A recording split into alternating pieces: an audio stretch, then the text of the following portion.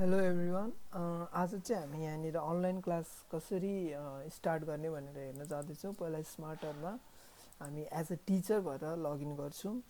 Sign in teacher भएर sign in गरिसकेपछि हाम्रो सुरुमा होम पेज एउटा ड्यासबोर्ड छ। यहाँनिर यता लेफ्ट साइडपट्टि हेर्न सक्नुहुनेछ अनलाइन क्लास एउटा यहाँनिर छ अप्सन, अर्को यहीँनिर अगाडि नै छ अनलाइन क्लास भनेर अप्सन। जताबाट गए पनि एउटै ठाउँमा पुगिने हो, त्यही अनलाइन क्लासमा क्लिक गरौँ।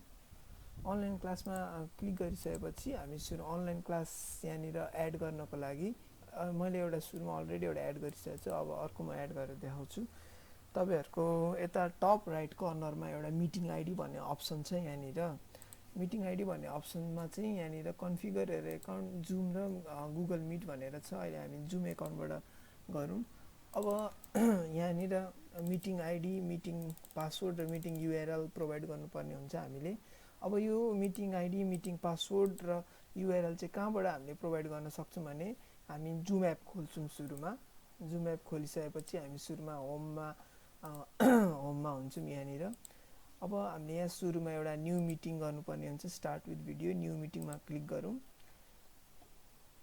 न्यू मिटिङमा क्लिक गरिसकेपछि हाम्रो यहाँनिर मिटिङ अप्सन आउँछ।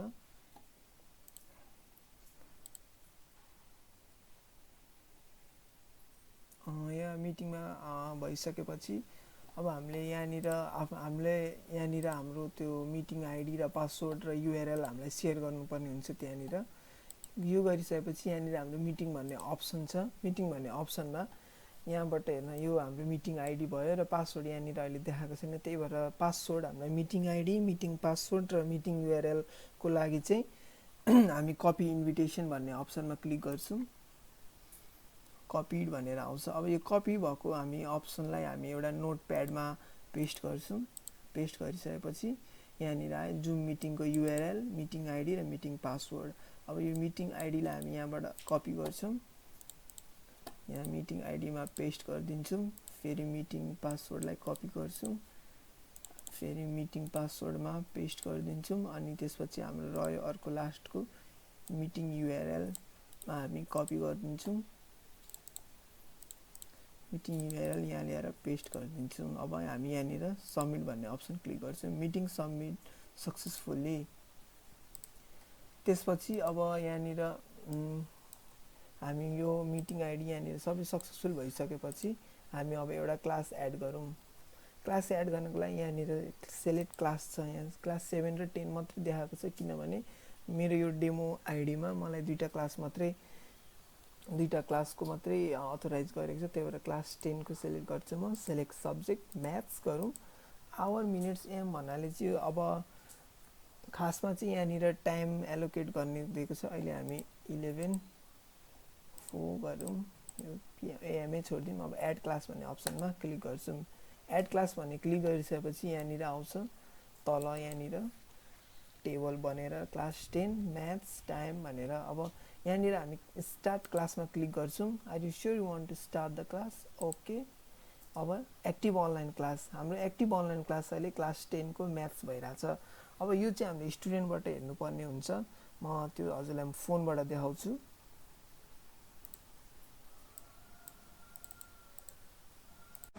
ओपन गरौँ स्मार्टर। अब स्मार्टर ओपन गरिसकेपछि यहाँ 3टा अप्सन छ। हामीलाई एजुकेटर लगइन हो कि स्कुल हो कि स्टुडेन्ट। हामी अहिले स्टुडेन्ट लगइन गर्न लागेको छौँ। हामीले अघि डेस्कटपबाट स्टार्ट गरेको अनलाइन क्लास हामी अब एज अ स्टुडेन्ट भएर हेर्नेछौँ। स्टुडेन्ट लगइनमा क्लिक गरौँ। अब मसँग एउटा क्लास 10 को एउटा डेमो स्टुडेन्टको एउटा एकाउन्ट छ। म त्यो एकाउन्टबाट लगइन गर्छु।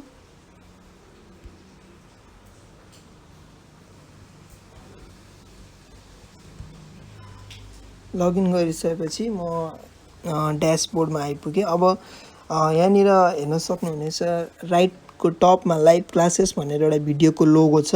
हो त्यो लोगोमा हामी क्लिक गर्छौँ। लोगोमा क्लिक गरिसकेपछि भर्खर हामीले 11:04 मा स्टार्ट गरेको म्याथ सुलभ प्रसाई भनेर आएको छ। म अघि सुलभ प्रसाई एज अ टिचरबाट लगइन गरेर अनलाइन क्लास स्टार्ट गरेको थिएँ म्याथको क्लास 10 को लागि। अब हामीले यहाँनिर पासवर्ड, मिटिङ आइडी सब प्रोभाइड गरेको हुन्छ। हामीले यहाँनिर लेफ्टपट्टि जोइन नाउ भन्ने अप्सनमा क्लिक गर्नुपर्ने हुन्छ। त्यहाँ क्लिक गरिसकेपछि यसले हामीलाई अटोमेटिकली जुम एपमा लैजान्छ। Please enter your name. म एउटा स्याम्पल नेम हालिदिन्छु।